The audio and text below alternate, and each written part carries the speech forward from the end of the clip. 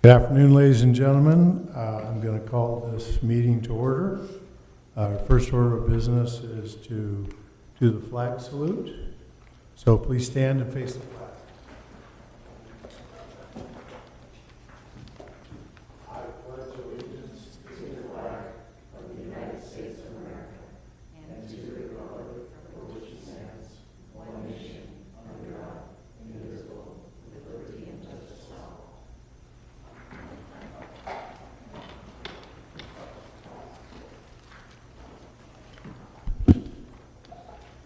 Okay, next we have the roll call and determination of quorum.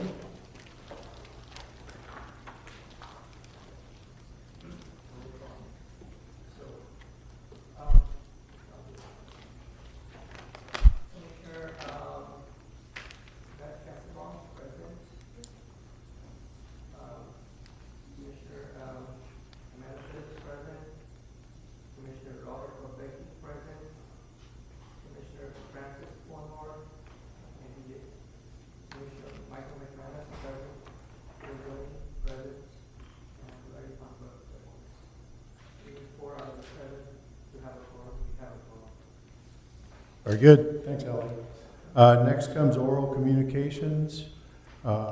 Members of the public are encouraged to speak to the commission concerning items that are not on the agenda. There's a time limit of 3 minutes per speaker, and I have 3 requests to speak here.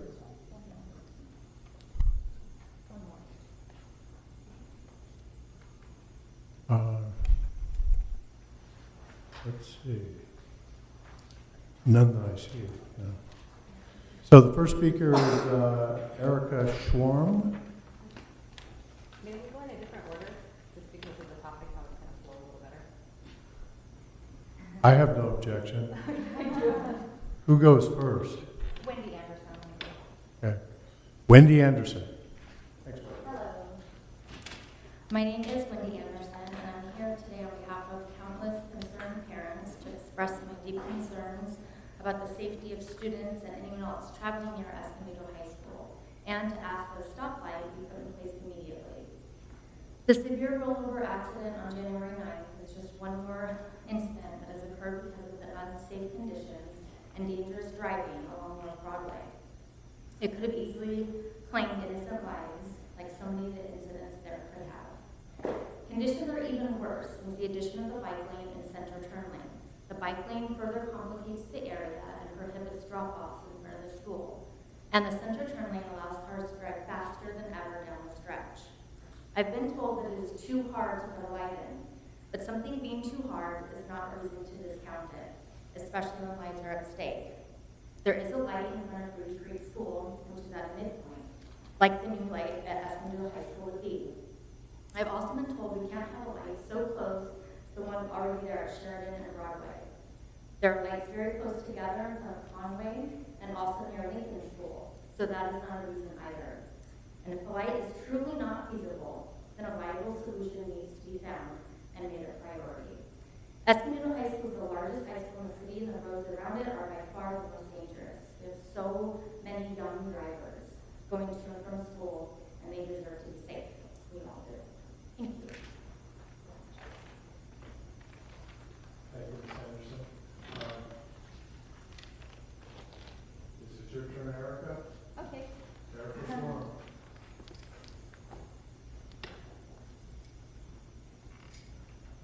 Hello, good afternoon. My name is Erica Schwarm. I've lived in Escondido for 17 years in the same area, in the North Broadway area. I have 3 children attending 3 different schools in the community, and as well, because we have 3 children in 3 different schools in the area, we drive different roads very often throughout the day. So to start off, I do want to commend the city as well as Escondido High School regarding the most recent traffic flow improvements. I do feel that it has been an improvement. Creating one flow of traffic is a lot more effective regarding 3 entrances and exits. And understand that there's been limited resources as far as deploying any kind of police patrol in the area regarding other aspects, but I think we're heading in the right direction. What I am going to address is the areas as far as feasibility when we were talking about different areas and traffic light feasibility. I'm not at this time pushing for any kind of traffic light. What I do think we need to do is we do need to work on the enforcement of certain areas that we already have in place.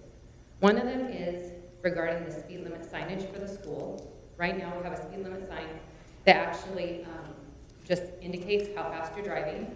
I do have a couple exhibits. I wanted to share.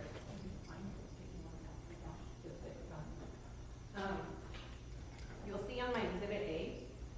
So on exhibit A, that's just an example. I love the internet. You're able to pull images of anything. So I did go ahead and pull an image. It does have a speed limit of 20 miles an hour on there. It does say when children are present, but more importantly, it says when it's flashing. So instead of alerting people of how fast they're going, if they're already exceeding the speed limit, you're already letting them know that they're exceeding the speed limit. Instead, go ahead and indicate this is where the school zone is starting. Have it go ahead and flash, alerting them that you're entering that school zone, enforcing that 25 miles an hour in that area, and then letting them know that the school zone is now ended. So I think that would definitely help. You can have it set so that it's on an hour before school starts. So basically at the start of school and at the end of school of the day, and any time in between, it can be programmed. The second item that I'd like to also address, one of the pieces on there, I think something that would be very valid too, is putting what the violation of speeding in a school zone would be. I think that's something that I think anybody that travels HOV, you see the $471 sign crossing the HOV lane, it kind of makes you think twice of whether you're going to go into that lane or not. Same thing with speeding in a school zone. The other piece that you'll find on Exhibit B is regarding and that's on the other side, is regarding the area that's been improved right now as far as the biking lane. It says no parking, bike lane. Does not address drop-off pickup, doesn't say anything about stopping. So that's where I do feel that there should be signage saying no student drop-off or pickup. That does continue the flow of traffic. It does, stop people from stopping abruptly in front of others, as well as if you can put a sign with a violation and dollar amount, letting them know that that decision of having their child open the car door and jump out isn't really worth it. So, as well as, and then you can have the image like on sample 2, where you have the image of the person jumping out of the car. The other piece that I would like to say is thank you. We did have 2 bike police officers that were on their motorbikes this morning by the school. I think that was good awareness, letting them know they were there. I know that it is an area that's frequently patrolled, and there are a lot of schools in Escondido. I understand we have limited resources, but thank you for that. But it also would be helpful if we're able to address the unlicensed drivers. As we know, Escondido High School does the best they can. They do request for a driver's license to go ahead and get a permit to park on campus in that parking lot. But what happens is that those students that are unlicensed drivers are parking in the areas in the neighboring roads around the school, and then crossing across the street on the Sheridan and Broadway crosswalk to go ahead and get to school. So there is something that we can go ahead and look at, maybe if it's random checkpoints, random inspections regarding unlicensed drivers. I think a lot of that can be prevented as well. So I would like to say thank you very much as community residents. It is nice to have a forum of discussion for us to share our thoughts and opinions on improvements and for the safety of our children in our community. Thank you. Thank you, Ms. Shore. Next, we have Cindy Spear.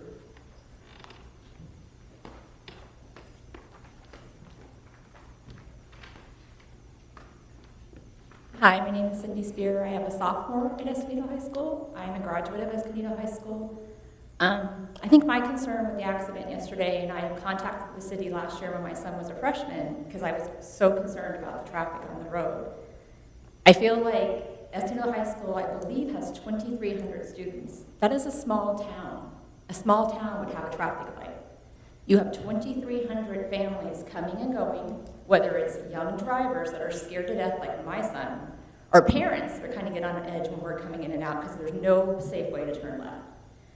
I feel a traffic light, in my opinion, is the only and best option to keep these kids safe. We have 3,000 new homes out off the Rincon area. We have the high school. We have Calvin Christian preschool through 12. We have North Broadway Elementary and Reedy Creek Elementary, all on North Broadway. And since the new homes have been moved into, the traffic around all the schools is just horrendous. Sadly, I think this was just a matter of time before it happened. I do appreciate your time in letting us come to you with our concerns because our children are our most precious asset that we have. Thank you. Thank you, Ms. Spear. Next, we have Robin Hofflicker.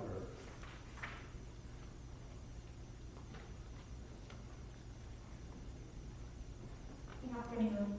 I'm speaking on the same topic, and I have been talking to our schools since last year. I have a sophomore this year, and last year, as a freshman parent, it was eye-opening to see the chaos in that parking lot and on that street. And we've seen some changes, but I think there needs to be more changes, and I completely have been on the bandwagon. We need a light. I'm a parent who lives out in the north end. I live in Haven Meadows. I have no business needing to make a right. I have a middle school child. I need to make a left. It's frightful. I'm a mature, seasoned driver. I'm white-knuckled getting out of that parking lot. I can only imagine what 16-year-olds are feeling. And I've gone through talking to our principal. I spoke with Mike Simonson last year. I have an email. He's no longer with the Escondido High School Union. And I feel like it kind of got dropped in there. So I just wanted to bring it to attention again because I feel like I'm getting a runaround. I called the city and I'm told, there has to be a certain distance between stoplights.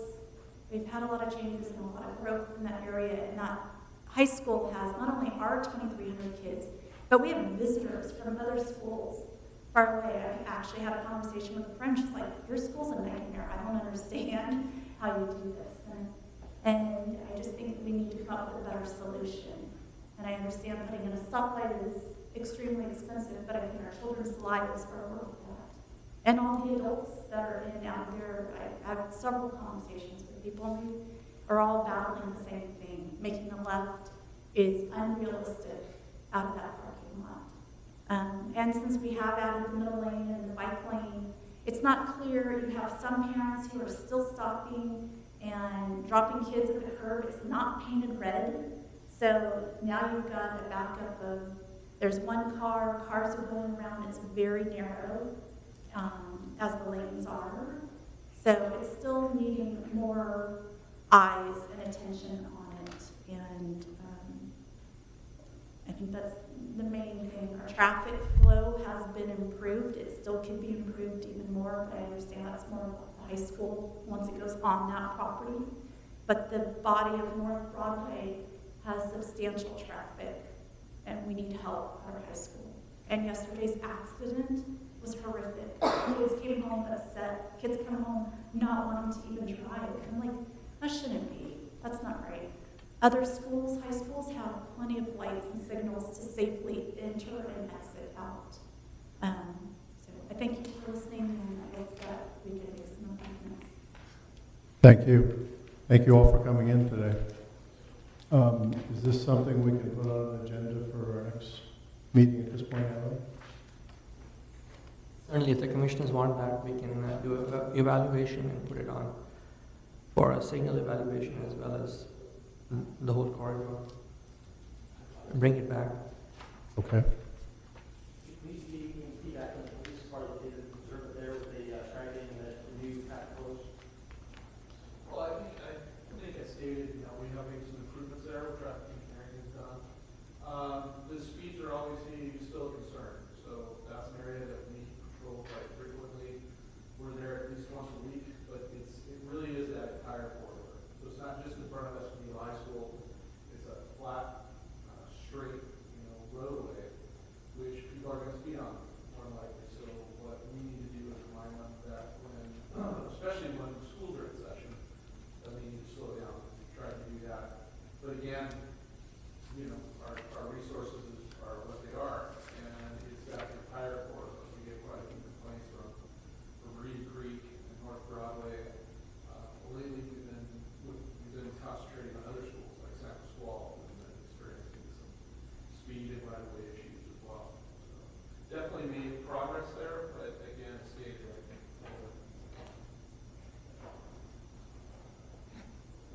So we could ask staff to look at the traffic circulation patterns, exiting the high school and entering, as well as maybe traffic calming measures to slow speeds on the road, whether it be full-time or during school hours, as a result, and obviously different ways to approach that.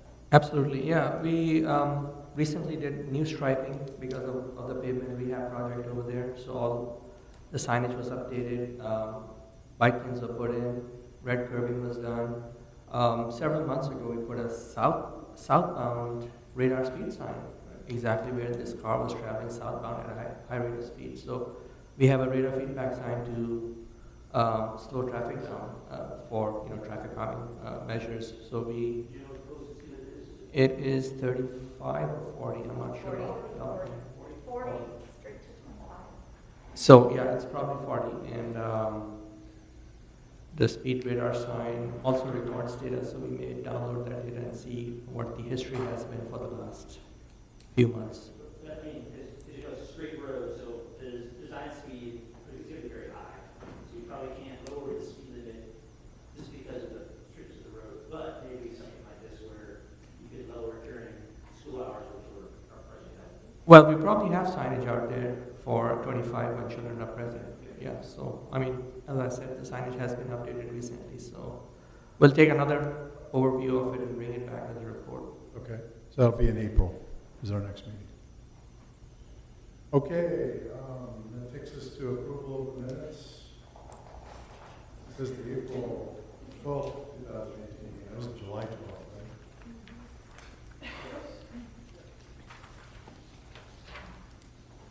right? Do I have a motion to approve the minutes? So approve the minutes of the July 12th meeting, not the April 12th. I will second that motion. All in favor? Aye. Any opposed? Motion passes. There are no consent items, so we'll move on to new business. Number one is the audible pedestrian signal ranking criteria for policy.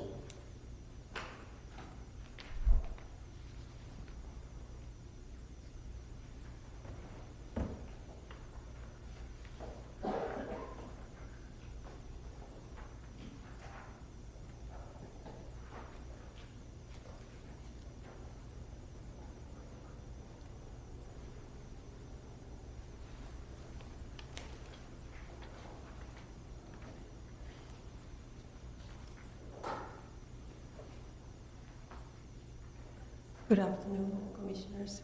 My name is Virpi Kunkaruotsalainen, and I'm a department specialist in traffic engineering here at the city. I'm sorry about my horrible allergies. I'm presenting the item F1, which has a very long title. Recommend approval of ranking analysis criteria for adopted audible pedestrian signals policy on the use of APS citywide.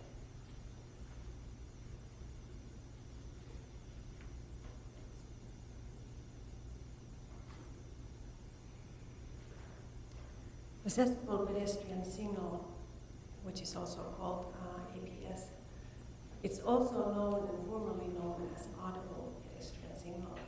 It's a pedestrian push button that at a traffic signal communicates when to cross the street.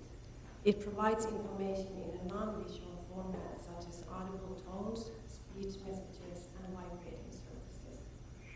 APS improves pedestrian orientation in their travel direction and provides guidance to pedestrians who are blind or visually impaired when crossing the signalized location. Our current city policy was initiated by the city's ADA committee. It was adopted and made part of the traffic engineering policies in September 2005. Our policy allows qualified individuals or groups to make a request for an audible signal and requires the committee to decide whether the request is appropriate and whether the ADA accommodations budget will allow for the audible signal to be installed. With our current policy, the request for installation comes in by a blind or vision impaired individual or recognized organization that would use the accessible signal. This request would be reviewed by city staff following the Caltrans Policy for Accessible Pedestrian Signal Systems guidelines. These guidelines state that the proposed intersection crossing must be signalized. The signalized intersection should be equipped with pedestrian push buttons, and the proposed location must be suitable for the installation of an audible signal system in terms terms of surrounding land use, traffic patterns, noise level, and neighborhood acceptance.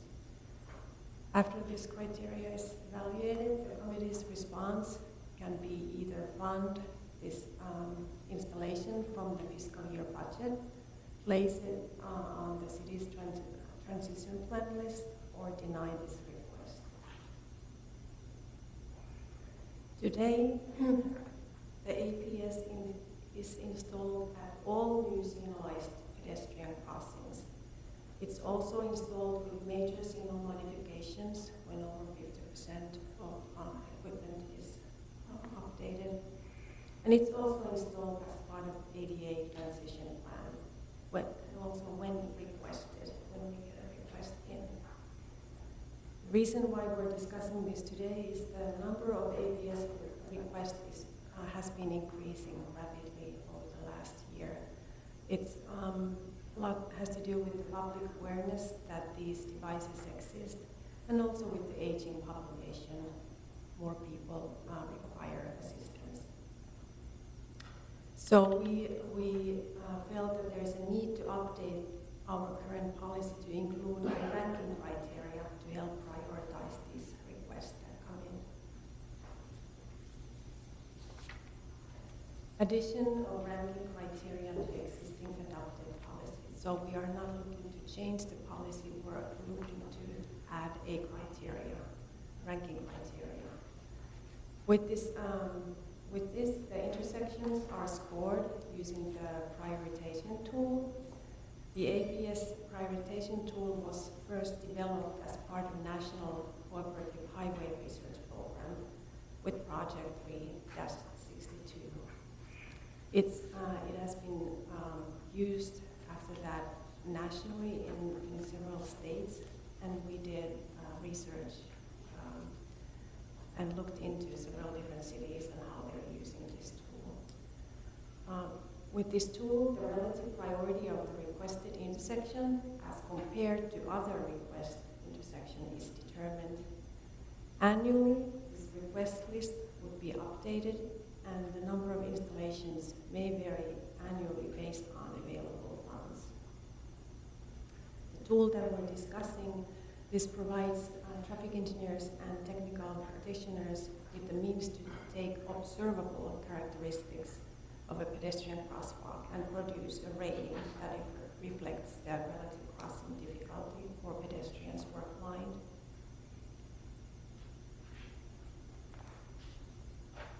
So I'm going to explain this tool a little bit. This is quite a few different characteristics we're going to evaluate, but we have two-part evaluation. We have a crosswalk evaluation and an intersection evaluation, and the total maximum score would be 70 points, 45 coming from the crosswalk score and 25 points from the intersection score. The evaluation criteria, so here you can see all the criteria that will be evaluated. With the intersection characteristics, which adds to 31 points, we have intersection configuration. I'm going to explain these a little further after this. So we have intersection configuration, crosswalk length, vehicle speeds, safety, traffic conditions, where we have two things we're going to look at. We have average daily traffic, ADT, and the off-peak traffic. We also will look at pedestrian usage at that location. We're looking at the proximity to facilities for blind or visually impaired, but also facilities that would be utilized by all pedestrians. We're going to look at the access to public transit, distance to alternative APS crosswalk location. We're going to see if there is a request for APS, one or numerous, and we will also look at the pedestrian need to cross. And again, the maximum points for all these would be 70. For intersection characteristics, we would give points by the number of approaches to an intersection and their geometric configuration, whether it's offset, skew, this affects the ability to cross. So you can see the points there. I'm not going to go over all these tables as you have seen these tables on before. We will also evaluate the crosswalk length, where the wider streets are more difficult to cross. So crossing width will be measured at the point pedestrians normally would cross the street.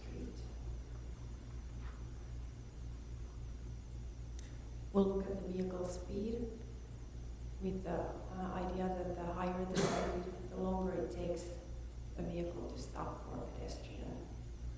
We will be looking at the posted speed instead of the 85th percentile speed, because the posted speed would be easier to determine, and it would not vary greatly. For intersection safety, we will give out points.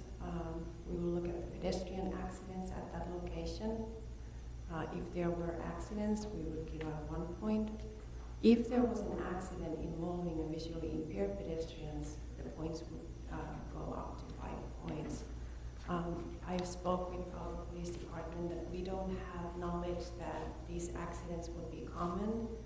I believe we didn't have reports of any at this moment, but there is, with the accident report, there's an option, there's a place where you can mark this, should this accident happen. For traffic conditions, we want to look at 2 different things. The optimal crossing conditions exist with the moderate but steady flow of traffic in this intersection. So if the traffic is very heavy or erratic in its flow, it makes it difficult to pick up these audible clues. So off-peak traffic presence will be evaluated with the portion of time that at least 2 vehicles are present at the beginning of a green signal phase. And we would observe this between 5 to 10 cycles. So we will not only look at the average daily traffic numbers, but also this off-peak presence. And that's why I crafted this picture, sort of trying to explain what it means. So if the crosswalk C would be evaluated, we would observe the portion of time that at least 2 vehicles are present at the beginning of the green signal phase on the adjacent difference. Then we'll look at pedestrian usage. So, like I mentioned, proximity to facility for blind or visually impaired. We will measure the distance from this proposed audible signal site to this facility. And the closer the 2 are, the more points will be assigned. We will also look at the facilities that are used by all pedestrians, and these facilities might be medical, educational, social, recreational, shopping, commercial, business, public, or government, or any type that we might have in the area. We will also need to determine the pedestrian need to cross. So the number of residents that would be using this facility for blind or visually impaired, and special consideration may be given to senior citizen complexes. We also would need to determine the request for the APS, so there needs to be demonstrated need through a user request. Should we only have 1 request, it would be 5 points, and if we have 2 or more requests for the same location, then that would be more points, equals 10 points. We also need to look at the access to public transit. This public transit would be bus, train, or trolley within a block of the intersection that we're evaluating. We also will look at the distance to alternative APS location. So if there is another signalized crosswalk with already APS installed in close proximity, then the score will be lower. So the lower the score. Right now, we have APS signals installed in 5 intersections in 2018, shown on the map here. And in addition to these 5, Caltrans is also installing APSs at their home locations. For the cost of this installation, cost of this device is usually, it's installed for every leg. So on average, it would be 6 to 8 devices per intersection. So that adds up to about $10,000. These can be funded as a part of a project, as part of the ADA transition plan funding, or as part of the transportation commission funding, say TMPL. So our recommendation would be that we recommend approval of this ranking analysis criteria for our adopted audible pedestrian signals policy on the use of APS citywide. Have any questions? Okay, thank you. Comments or questions from the commissioners? I have a couple questions. So you said we had 5, but for instance, 17th and Encino was a new signal, so that just came in when the new signal came in. Like how many are installed, per year that are just surely adding the APS device only and not part of the new signal or modification? Because the way I read this is, if it's a new signal, it's included. If it's a modification where there's 50% and more, the signals are modified, then it's installed. So the request is really for a signal that already exists that doesn't happen. Yes, that is correct, yeah. At this time, I believe we have funding approximately for 1 location per year annually, or from the ADA funding. Just one more question about what I still have to do with you update the request list annually, which seemed like a long lag time. So if we have a list and someone makes a request, it doesn't get added to the list till next year. It seems to be not quite as responsive.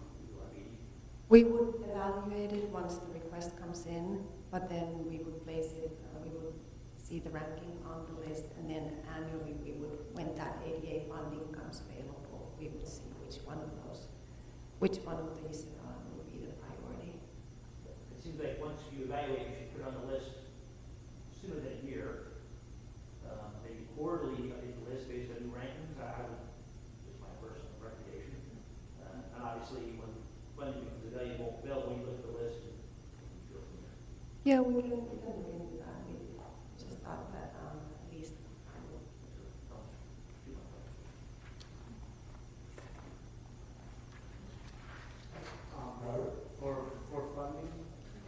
For funding here, we got the ADA giving it for one signal per year.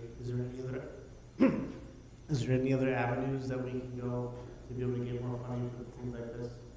Have we looked into anything like that? Because 1 a year seems kind of low. Obviously, that's why the ranking system is coming into play. But is there any other funding that we've looked into that we can research?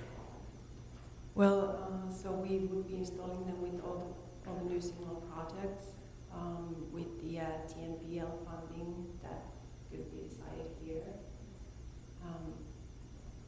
Anybody? And certainly look at other funding sources. I mean, HSIP funding sources I also used, but the cycle that was for this year is already done, and it doesn't come up for another 2 years. So I can have Julie answer those. Are you on? Sure that it is. Oh, thank you. Julie Procopio, Director of Engineering Services. The funding that Verbi referred to, the Transportation Commission funding, each year in April and July, the Commission has the opportunity to allocate $50,000 in funding, provided that CIP budget is approved that year for the City Council. So that's one means by which additional APSs could be installed. In addition, if we received a sizable list of requests, then we could certainly apply for grant funding. We have more than one request at this point in time, but we don't have 10 requests. So we see that we'll be able to address the requests that we have over the next year or two. But if we get several more requests, then we would certainly package those into a grant application for HSIP or whatever the appropriate grant funding source is. If we have needs, we just, you know, the devices are relatively expensive, and so we want to be sure that we're putting them thoughtfully in the areas where they're most needed. And that's really the main goal here, is to rank them and prioritize them so that we do them in the appropriate order. I hope that helps. Yes, thank you. I was just along with, just thinking along with that kind of side, I was trying to see if there's a certain amount that we need. Like you said, there's grants, obviously, when you get so many, is there any certain threshold where they have to say, I didn't know if there's specific grant, funding on it? Because you always get those list of grants, like grants for this, grants for that, that are not normally the grants that we get. I was just curious if there's any sort of list towards that, like, hey, if we have this special function, we can get these type of devices installed because of X, Y, and Z. Yes, so we have a grant writer who is constantly and consistently out on the lookout for grants. And so that's why I said if we had a handful that we weren't able to fund immediately, then we could certainly put her on, hey, find a grant for this, and we'll give her a heads up that we have a few of these, and if you see that this is a possibility, it'd be great to proactively go out and do this in areas, even maybe where they haven't been requested, but where they might be needed in the future. So she is always looking and has been quite successful at finding grant opportunities. So I think this gives us a place from which to start so that we can be sure that we do this in a thoughtful way. Thank you. I had a question about the intersection safety criteria. We talked about looking at 3 years of pedestrian accidents, doing 1 point if there's been a pedestrian, 5 if it's involving a visually impaired pedestrian. I was curious whether that's just 1 point regardless of how many accidents there had been, or if the points would change depending on the number of accidents. I certainly understand wanting to prioritize and give higher points if there's been an accident involving a visually impaired person. But I would also suggest it's important that if, for example, there's been multiple accidents of any kind of pedestrian accidents at the intersection, that perhaps they get more than 1 point to show that there's that differentiation between there being a pedestrian accident or multiple. Yeah, we looked at that. We felt that in the sum of all the points, it would not make a big difference if we would get 1 point or 2 points or 3 points at that location.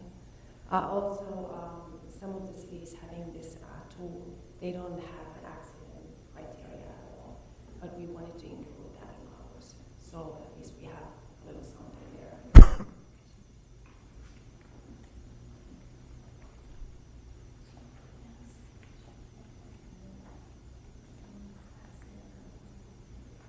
Yes. Okay.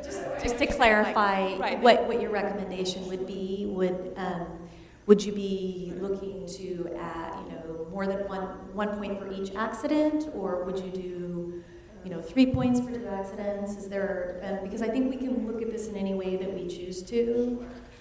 I know looking at 3 years, there's probably not going to be, thankfully we don't have high numbers of pedestrian accidents. So I think even just 1 point per pedestrian accident at that intersection, if you want to cap it and say, if there's more than 3, we're capping it at 3, again, to preserve that distinction between pedestrian accidents and visually impaired pedestrian accidents. But Sure, that's certainly a change we could make. If you'd like to include that in the motion. There are no further comments. The staff's recommendation is approval of the ranking criteria. We've had an addition here of adding a point for each accident, for a pedestrian accident. So We added, I think it was 4 people. I make the motion, but I didn't quite catch Rachel's. oh, sorry. I didn't quite catch your addition. Oh, I was just suggesting that for that intersection safety criteria, that instead of just having 1 point for pedestrian accident and 5 for visually impaired, that we could add in doing 1 point per accident instead of just one. So, for example, if an intersection had 3 pedestrian crashes, they would get 3 points instead of just 1 point. All right, so we have a motion. I'll make a motion to approve the criteria with modification that the intersection safety tab is modified to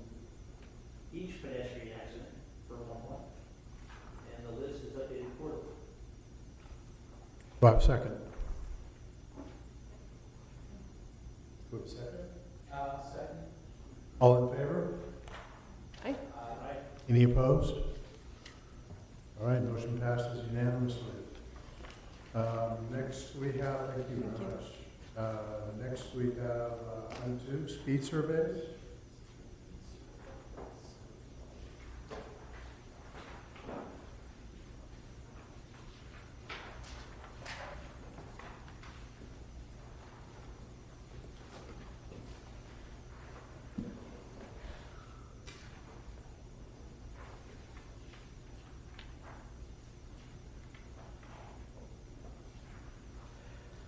Good afternoon, Commissioners, and Happy New Year. Welcome New Year. back. I'm presenting our certification of new speed surveys, our item F2. We had 7 speed surveys that needed evaluation and recertification, and they're listed on this table. First one being Morning View Drive on Zone 1, from Lincoln to El Norte. We had a 85th percentile of 36, and our recommended is 35, and posted is 35. So all of these surveys, I could go through each of them, but they're pretty standard. The 85th percentiles were very close to what the posted speed is. And the only one that we had to round down was speed survey number 6 with the 2 asterisks on the bottom. It's the new section of East Valley Parkway that was just widened, El Norte Parkway to Lake Wolford. And we have a school zone along that way, and we had the 85th percentile come up at 50. And as there is a school zone and the collision rates, I think, let's take a look here.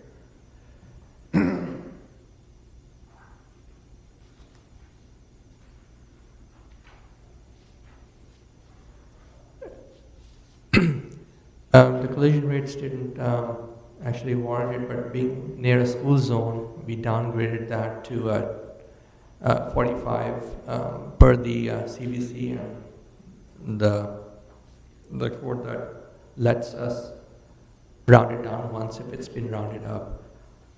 So that was the only one, but the rest were all pretty much the 85th percentiles. And this is the section of Valley Parkway from El Norte to Lake Wolford. And we have Valley High School just at that section. And then the rest of the segment is 45, so we wanted to be consistent.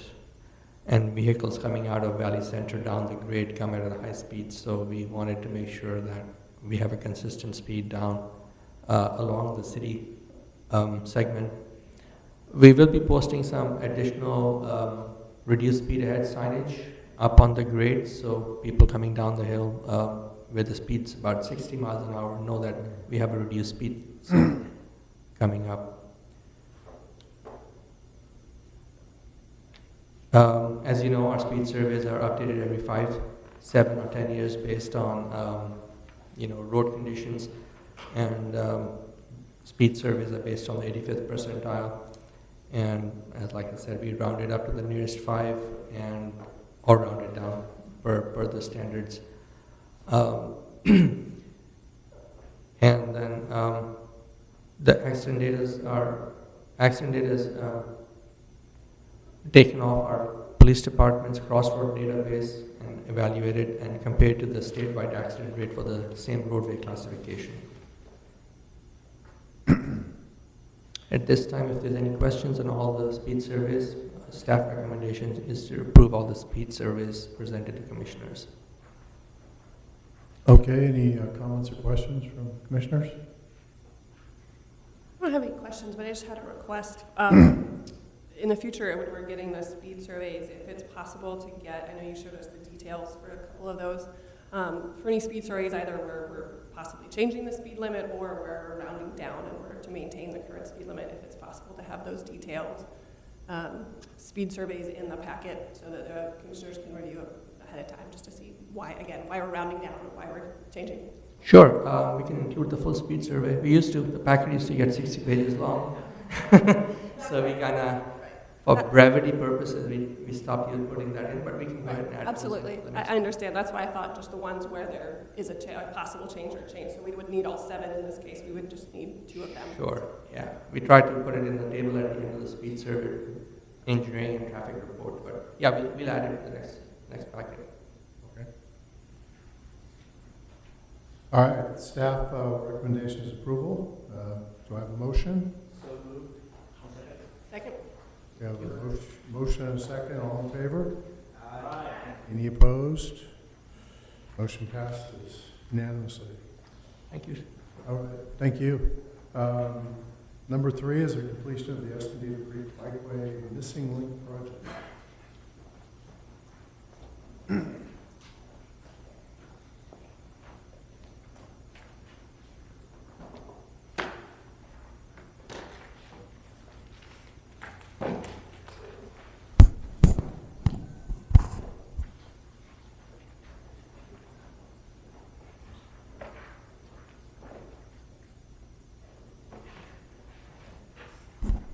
Good afternoon, Commissioners. Miriam Jim here, Associate Engineer with the Traffic Division. And I'm here to present you item F3 as update to the Escondido Creek Bikeway Missing Link project. And I'll change the title a little bit. I'll explain that in my presentation, later in the presentation. Just some background about the project. City received an active transportation grant of approximately $1.1 million in March 2015 to fund the design and construction of the Missing Link project.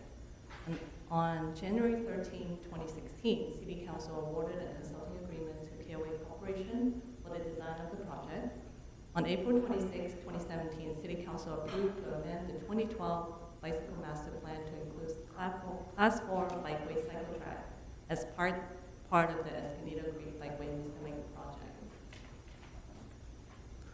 This is just an overview of the Escondido Bike Network. You can see the bike Class 1, Class 2, Class 3 facility in the city, and that was before the project.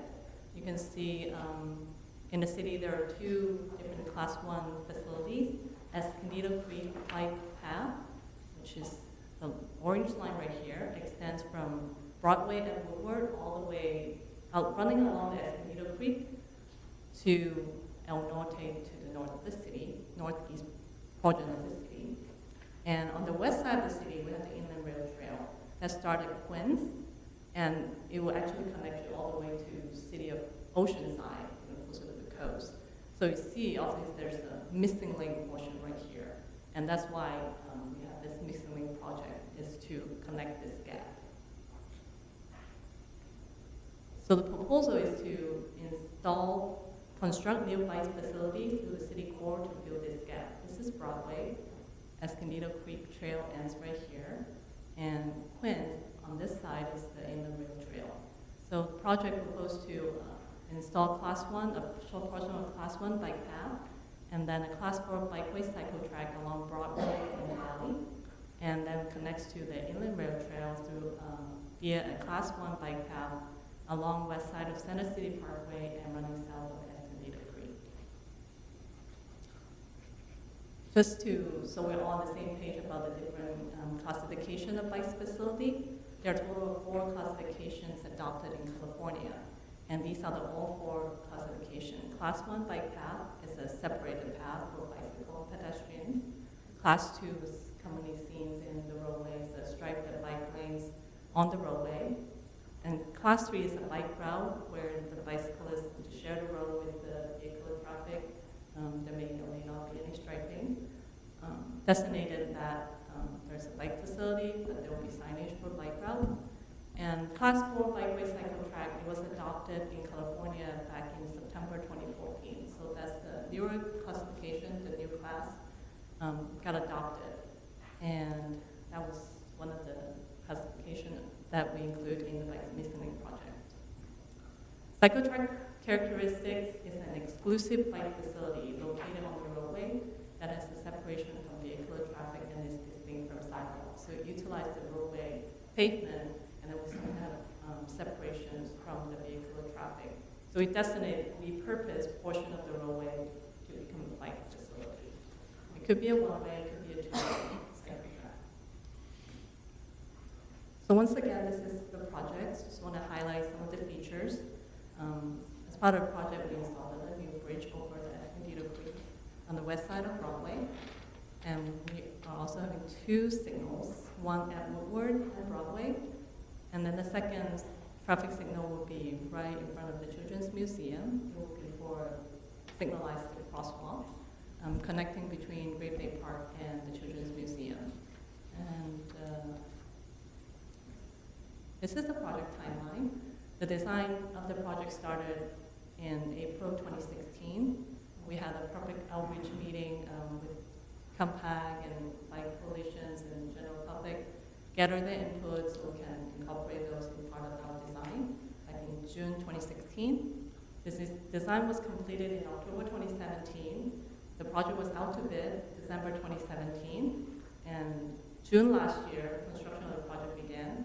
And we're anticipating project completion to be this month.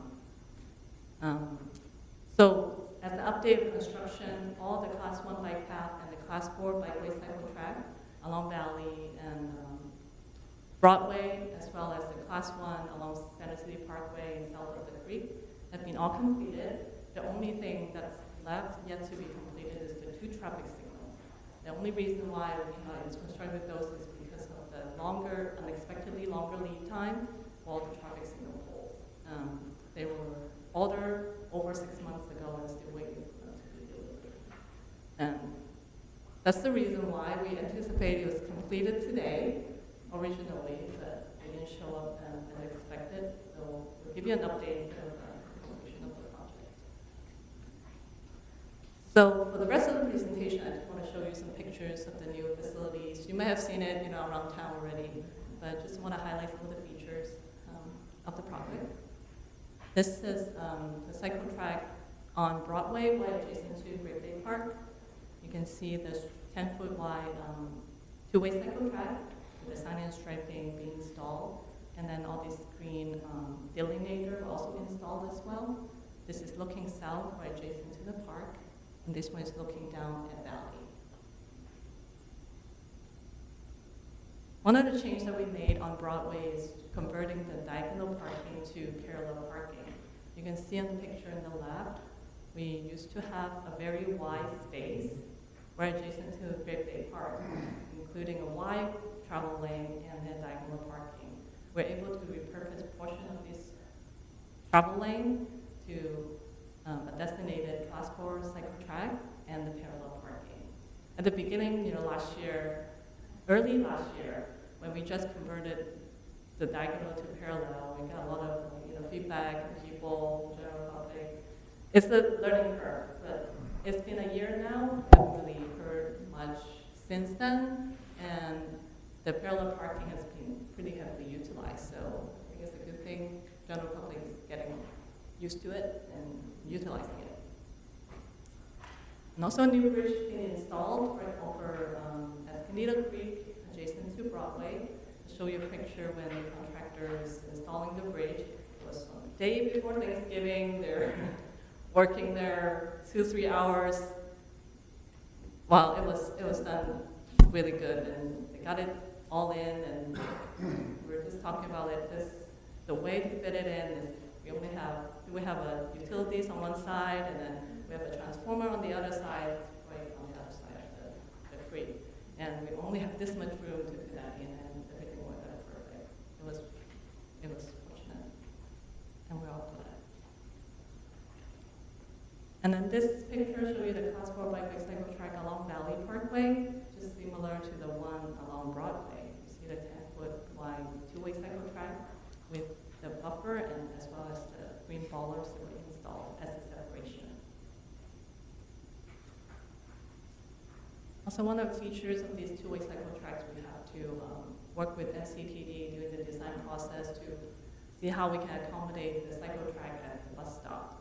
And this is the bus stop at Valley and Orange. You can see the before. We have the bus actually have to pull out to this curb and sidewalk to pick up passengers.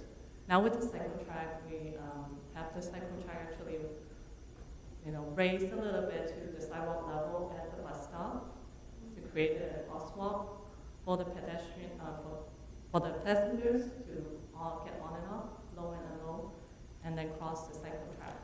There are like signing and striping installed at the cycle track to warn the bicyclists there's like a crossing ahead, they have to yield to the pedestrians.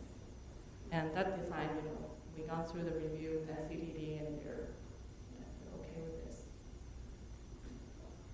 Just a couple more pictures of the bus stop. This is the bus stop at Broadway. We actually have to relocate this bus stop to be closer to the new crosswalk that we're going to introduce right in front of the Children's Museum, so people across the street can get onto the bus fairly convenient. New signage were installed at the driveways, and you notice the cycle track actually intersects with some driveways along Broadway and Valley. Especially on Valley, it's a one-way street. So when you're driving, you fall from the driveway, you may not expect the controversial bicycle coming. So we added these signs to warn drivers to look both ways and yield to both pedestrians and bicyclists.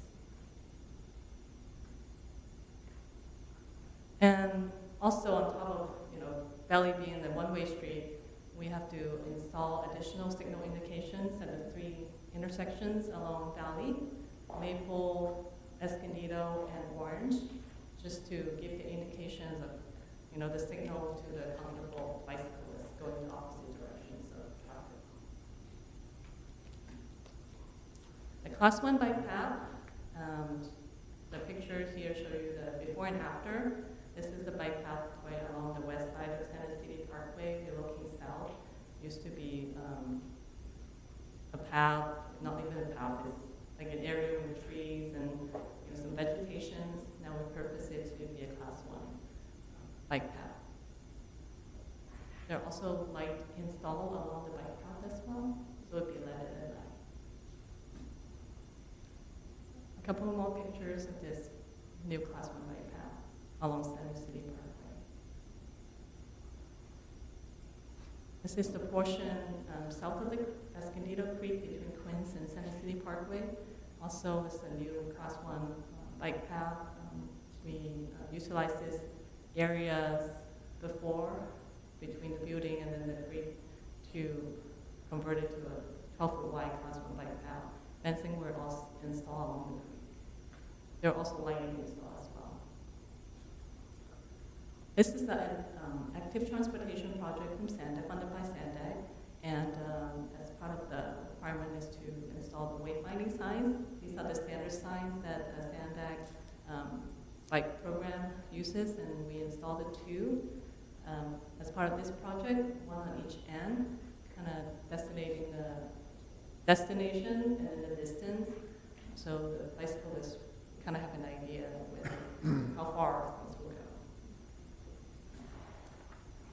Lastly, just want to show you some pictures of the new facility being utilized. As during the process when the constructions of the project, we're actually seeing an increased number of bicyclists using the new Class 4 cycle track along Valley Parkway. Actually, daily you can see people using it. So, and one time I'm really glad to see that there's like a dad with little kids actually riding a bike on Valley Parkway. You will not see that without this facility. So this definitely brings some values to the community and connecting this gap. This concludes my presentation. If you have any questions? Thanks, Mary. Yes, sir. Any questions or comments from commissioners? I do like the ballards now, the green ones over there, those look really nice. I always like that area. I noticed the area between Quince and Center City Parkway, the gates are closed. Is that they're finishing up on that, or? That is closed because the project is not complete. Okay. And so once the project is complete, we'll have that open. We kind of feel that we don't want to connect the gap at this time until everything is completed. Yeah. Is there going to be like a grand opening or anything to let people know? Is there going to be something like Ribbon. Matter of fact, February 2nd, there is a grand opening plan for the facility, inaugural bike ride, I guess we'll call it. So I can certainly send the commissioners some details on that event. You're certainly welcome to attend. It should be quite fun. We're hoping to get some council members and maybe some commissioners on bicycles to ride the path for the first time. So we'll definitely send that invitation out to you all. Sounds good. So what are the bollards made of? Plastic. Oh, okay, good, because they have the appearance of concrete. This would be punishing for an aerial vehicle. You mentioned the rail trail out to Oceanside. Is that completed, or is that still in planning? Sandak has planned to complete that portion towards the western end. I don't have the detail, but definitely Sandak is planning to extend that in. Yeah, so it's future construction. Yeah. There are portions of it already, all the way to Vista and then somewhere in Oceanside, but Sandak has definitely had planned to extend that further. Yeah. So you mentioned the long procurement time for your signals. That's very typical in the construction industry right now. Anything that's metal seems to be taking much longer for contractors to procure. So just FYI for your project schedules. Okay. All right. So this is a noted file Just item. one Go ahead, question. Larry. Just maybe look at the edge stripe on the area between Quince and Center City Parkway, between the fence. Usually I think we need 2 feet to be a class 1 from any other object, so. Just You look, mean the striping? the striping, yeah, just look really, I've asked staff to just verify that one detail in that section, just for Yeah. the picture, thanks. Thank you. Okay. Thanks, Mary. Thanks. Noted file. Next, we go to old business. Any overview, Ali, on Giving an overview on all the signal projects that are underway. We awarded the contract to council. Council awarded the contract in December for the El Norte, FIG, and East Valley Parkway and did signals.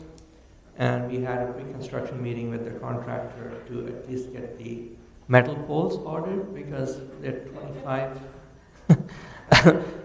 weeks out from what we hear. 25, yeah. So we got that going, and as soon as those arrive, the construction duration is going to be 30 days for them to get those in and constructed. So that was done, and then Felicita and Escondido Boulevard, left turn facing, that's awaiting one of our ATP grant to kick off, and the design's done. So once the rest of the grant funding and design is done, we will get that one done. Signals recently approved were the El Norte bike path crossing near the bridge over, well, that's 95% in progress. We are very close to getting that approved now, along with the rest of the modifications on El Norte Parkway. And then under construction right now, we have the hotel signal on La Terraza, and we completed construction on the Center City and Mission signal, Escondido Boulevard and Lincoln Avenue signal, Broadway and Lincoln Avenue, and the modification for the FIG and Lincoln signal. These were all part of the Center Point project. And the construction for the Emmanuel Faith and Encino and 17 signal is also done, and it's operational. The Lake Wolford and East Valley Parkway and Bevan and Valley Parkway signals are also completed, and the roadway is open for traffic now for all the lanes. And that completes the all the signals that are in the works. Okay. Thanks, Ali. Sure. That leads us to school area safety, bond projects coordination. Yeah, we're continually working with the school district on any projects that they have going. We didn't have anything new to report this period. So when we have our next commission, school safety commission meeting, we will get some more feedback on that for you for the next commission. Okay. Council action, there's none. Oral communications, I don't have any further requests to speak. which takes us to transportation commissioners. Commissioners may bring up questions or items for future discussion. You good, Bill? Larry? Happy. So we have the one item for next time. Yeah. All right, so, I'm sorry. Last time we did that, we talked about the timing, the street time we go down Bear Valley to Beale Metro Parkway, and Caltrans didn't coincide with that yet. They still haven't done that? Fortunately not, and the person who is responsible actually is on leave until April, so we kind of have to wait on that, unfortunately. Is it affecting it much? You know, because I know we've seen dollars up. I hate to have the bottleneck at, you know, the on and off ramp. And does it seem like it's affecting it much at all? Well, for Rio Rancho in particular, probably not, because the two signals at the ramp, they're just so heavy compared to, the traffic-wise, is so heavy compared to the rest of the corridors. So we have to coordinate them. They probably have to run kind of separately. So for that particular one, I wouldn't say it would matter. It would benefit somewhat, but it's not to a benefit that would say, wow, you know, we gotta improve, because the intersection traffic volumes at that two locations is just very, very high. But yeah, we'll continue to work with Caltrans, but we have to wait until that person comes back.